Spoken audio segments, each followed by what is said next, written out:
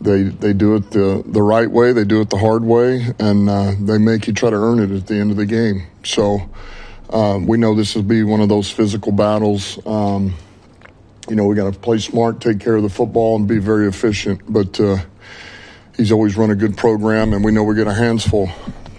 Questions? Have you developed any sort of relationship with him at all just over your time in the league? I mean, he's been coaching the Steelers since you've been playing, but have you gotten the chance to know him at all over your travels? Yeah, but I do know him, but I wouldn't say it's something where I call him, we talk all the time, anything like that.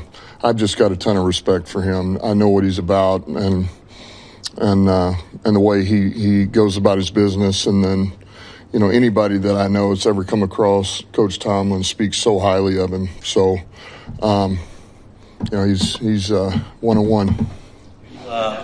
When you look at them and some of their skill weapons, obviously DK Metcalf, stands out. But Yep. Gainwell actually leads them in receptions. What's the difficulty, Dan, of trying to defend a running back, much like Christian McCaffrey, who catches so many footballs and is dangerous like that out of the backfield, much like Gibbs has become for you guys? Yeah, well, it just gives them another element, right? Gives them another element, and that gets, if you're able to get the running back out and he's a good route runner, then, you get isolated on a linebacker. We're fortunate we got some pretty good backers here, so that helps. But yet, it's still a matchup that I would say most offenses are always looking for in general is can you find that? I like Gainwell. He's a good back. And he's versatile. He's got vision. He's pretty sneaky that way, shifty, and he is a good receiver. And then, Rodgers has done a great job of finding those throws, getting the ball out. He's got some big targets. Metcalf is still he's a load. He's a weapon. His run after catch is really showing up this year. I mean, it's always been there, but a lot more underneath throws and letting him make something happen. They got 3 tight ends over there that can block and run, and, Arthur Smith's doing a hell of a job. He's running his system, and it fits what they're about. It fits what they do. Unlock the deep ball a little bit there against the Rams, better than you had, in the past several weeks. I'm just wondering how much of that was schematic to the opponent, or do you think maybe you've got something sustainable you can build off of from that performance? A lot of that was opponent, It was we were going to be able to get some opportunities with what they do. And we hit it the right time. Goff saw it, felt that J-Mo was outstanding. So was Saint down in the red zone. And it all worked, lined up really well. And those guys really executed at a high level, so it was everything working the way that you want it to work. That was good. Doesn't mean that those are not, that you don't want them to show up again, but it was kind of the perfect, perfect situation. It's about one of your running backs, David Montgomery, and just kind of his, how he's handling his reduced role of sorts, I guess, especially last week, and maybe the challenges of getting him more involved, given how good Jameer is. And, only one ball to go around. Well, yeah, I mean, David is a pro. David's a pro, He goes about his business. He handles it. And I know that's not easy. It's not easy. I mean, you're a guy he's a damn good back, and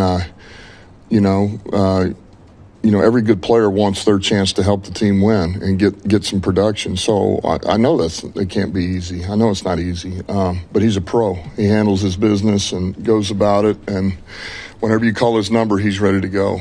And it's something I think about a lot. Is how do we get them all involved? He's one of those. When they're all involved, we're just better. We're a better offense. And, where do we get him touches? Where do we find them? And, so I do. I think about him a lot. How do you go about getting him more touches? Or is it just, like you talked about before, more plays equals more touches for everyone? Well, the more plays is always going to help, but I think it's some of those. What series do?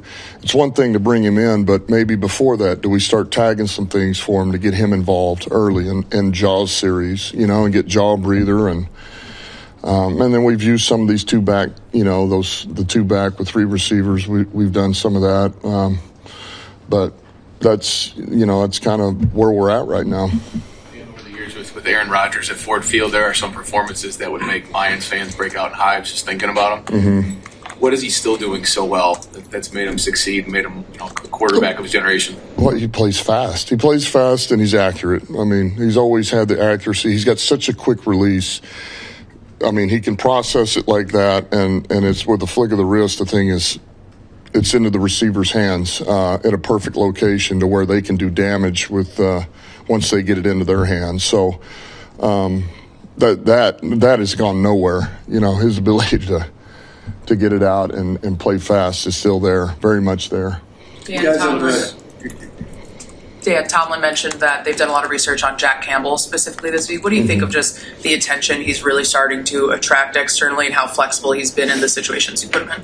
Well, we've known it. I mean, we have. I mean, he's, that's, we know how valuable he is for us and what he does. He's a rugged player for us, man. He's a durable, rugged, productive player. And I mentioned this, I think, last week, and this is the same thing. He's taken more reps than anybody on our team to this point, which is, and those are not easy reps, But fortunately, he's built well. He's built to handle it, and so that's, I'm happy for him in that regard because he is getting noticed and he deserves credit for the way he's playing, but we've known it, here in this building, what he's about. You guys have given up 30 points each of the last 4 games, and over that span, you've given up the most passing yards in the league. How much does that reduce the margin of error for the offense? Yeah, a ton. And I think, this goes back to last week was,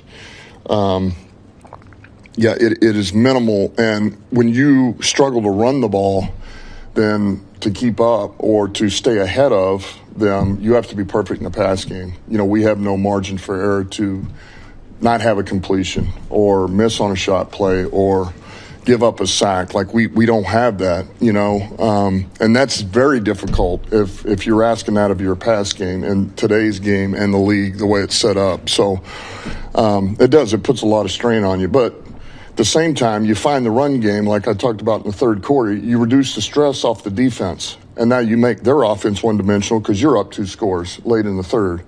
So that's why it all goes hand in hand, and where offensively we can help the defense, and in turn the defense helps the offense, and then you gain a little confidence, you find your way, and so. It's just a walkthrough today, but Mahogany was listed as full go. Full go walkthrough today. What are the chances he can be back this week, and what sort of lift can he give you when he? Yeah, we're hopeful. We'll know a lot more tomorrow. I know by last week, certainly, it was okay. That looked pretty good, but also knew he wasn't ready. So we're hopeful. It's a good question. I'm hoping it looks pretty good. I hope he feels good. But we'll know more really by Friday. So full speed tomorrow, and Friday he'll go through, and then we'll see if he can go. We talked about the 13 personnel going into last week was going to be the thing. Some of your guys in the locker room just said that the stress that it put on them was a little bit too much to overcome. Pittsburgh runs it second most in the league. What can you take away from last week and the corrections coming out of that game that can be applied here? Well, there's some certainly. There's some schematic things we will do a little different, and that we know we can do a little different that we think can help. All right, and I'm not going to dive into all that, but then just there again, some of our fits, some of the keys, some of those little things just got a little dirty on some of our guys. Gave our guys, it's a little muddy, and man, stay focused on what your keys are and what you're supposed to be looking at. And it doesn't mean it's easy, but it's going to help significantly. A lot of that goes a long way. And if you don't see a ton of it, it can get on you, And so I think seeing it actually was probably one of the best things getting ready for this game, as we just came out of a full game with it, And so I think everything. I think we can help them a little bit here. I think seeing it last week is big, and I think we focus on those guys and their keys, man. Your eyes, where your eyes belong, where's your fit. That'll all help. You've had some health stuff at left guard, maybe disrupting continuity in the back half of the year. But how do you feel like that's been progressing over the last 6-7 weeks or so? Just at the left guard. Well, Pass protection in general, despite maybe some of the health disrupting. Yeah, I mean, look, I'm always going to want more. That's me. And because I don't ever want golf getting hit. So I'm always going to, you'd love to come out of the season and say there's no quarterback hits. Well, that's not a reality. But you're always going to want more. And look, it's not the easiest thing to roll guards in there. And, you get an injury, now it's a new guard, and now it's, this one, Cologne's in, now Frazier's in. And so that's not easy. But I think we're doing the right thing and doing what we feel like is giving us the best chance at this point. It's not perfect, but I think it's where we're at and what we need to do. Looks like you started Gio's clock this week. I'm Yeah. just kind of curious, what are you looking for him in these final 3 weeks of the regular season? I think for Gio, he needs reps, practice reps. Get out there against our defense, against Davenport and Hutch in real-time practice. There's not a ton of them, and it's not like training camp, but God, he just needs reps, man. He cannot get enough reps. And if we're able to use him or there's something there this year, that's a bonus. It's really about getting him, will this set him up better for next year? Training camp, going into that next year, that's really it. Yeah, Dan, we've talked a lot about the team not losing back-to-back games, but the last 2 months, you haven't been able to. I'm so sick of talking about it, too. I am wondering about knowing this team and your experience, what goes into the recipe of stacking wins? Well, you got to win the first one. Like I mentioned the other day, we got to win this one to have a chance to win the next one. So that's really where it all starts, man. It's like I told the team, it's it's really 1 week, it's one game, and it's one win. That's all we can focus on. We got let's go back to the drawing board, go back to the fundamentals, the things we talked about, man. Urgency out here. And let's go, man. We got to get ready. This is a rugged team that's coming in here, a physical team, and they've always been that way. They play bully ball. We just came out of a game where they played physical, and we lost that game. And so I know what that tape says. I know what Pittsburgh's looking at. So that's what we got to be preparing for and understand the attitude you're going to have. Thank you, Dan.